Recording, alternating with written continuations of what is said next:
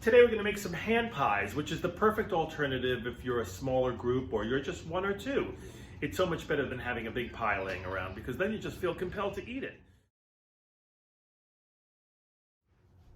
I'm going to do a traditional apple pie, and I'm also going to do a pear and date pie with a little bit of ginger thrown in.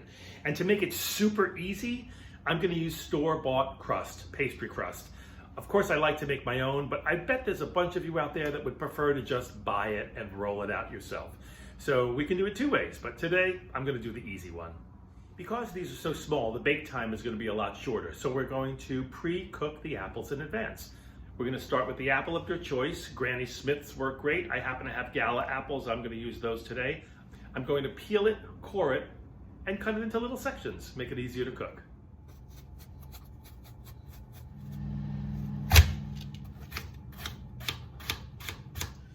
I'm going to melt 2 tablespoons of butter over medium heat in a saucepan until the butter starts to slightly brown and smell toasted. Probably about a minute, minute and a half. To my brown butter, I'm going to add 2 chopped apples. Let's get them all coated up with the butter.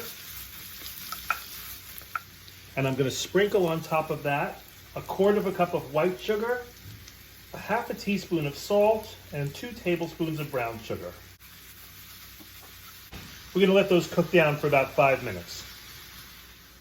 I wish you could smell how great this smells. After about 5 minutes, I'm going to add a generous teaspoon of cinnamon. I'm going to add about a teaspoon of water because it gets pretty thick pretty quick. And I'm going to grind in a little bit of nutmeg.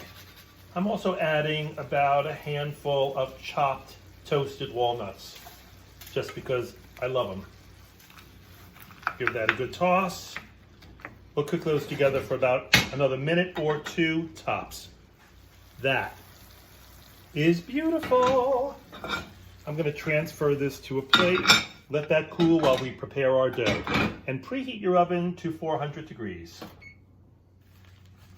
We're going to flour our surface. And these pastry sheets come 2 to a sheet. And I'd like to get 4 hand pies out of each of them. So first things first is we're going to just roll it out a little bit, give it a little stretch.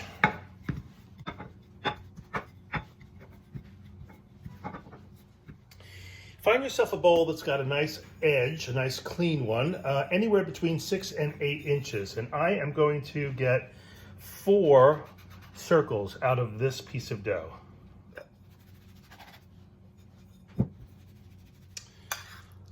I'm going to add a generous tablespoon or 2 of my filling on the upper half of my circles.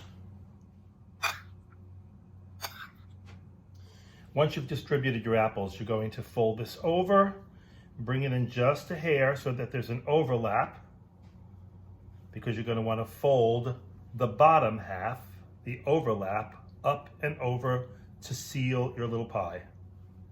Once again, I'm going to fold that over, slide it back just a little bit to create an overlap, and then fold the overlap over to seal in the pie. You can do this by hand like you do with a regular pie. I'm actually going to use the tines of a fork to gently seal it down. Just because I have this extra dough from what I cut away, I'm going to turn out a couple of little leaves to decorate the top. Just tiny little, like the shape of an eye or an almond, if you will. Cut a few out if you like, and you can decorate the tops of your little hand pies. After they're cut, if you just want to put a tiny little line through them and a couple of slices on the side, they'll really come out looking like a little leaf. Transfer your pies onto a lined baking sheet. I'm going to decorate my little pies with 2 little leaves. Whisk an egg with 2 teaspoons of milk, and we're going to use this to glaze our little pies before they go in the oven. You could even brush the back of your leaves to be assured that they'll stay in place. For my second batch of hand pies, I'm adding, these are sliced pears from last night's salad that I didn't use. So they were sitting in a little lemon water overnight, so they do not need to be cooked. I added about a teaspoon of ginger to this and no sugar because I'm also adding some chopped dates. Same procedure, we're going to fold these in half, pull them back a little bit, and fold over the excess dough to seal in the pie. Once you've transferred those to your baking sheet, I'm going to just use a finger crimp rather than the fork tines on the pear version. Also, I'll be able to tell them apart that way. Just point and push, just like you would on the edge of your pie dough.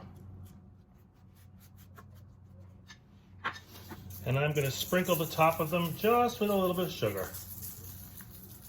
We're going to pop those into our preheated 400-degree oven for about 25 to 30 minutes until they're golden brown and you'll start to see that filling bubble up on the edges. Here's why it's good to check in advance. These at 22 minutes are perfectly golden brown and I can see the bubbling brown sugar on the edges. Those are done. And there are our hand pies. Some people might call them turnovers, but I think hand pies are so much more charming, don't you? Try it for Thanksgiving. It's a lot easier than making a whole pie, and it's just as tasty. Thanks for watching.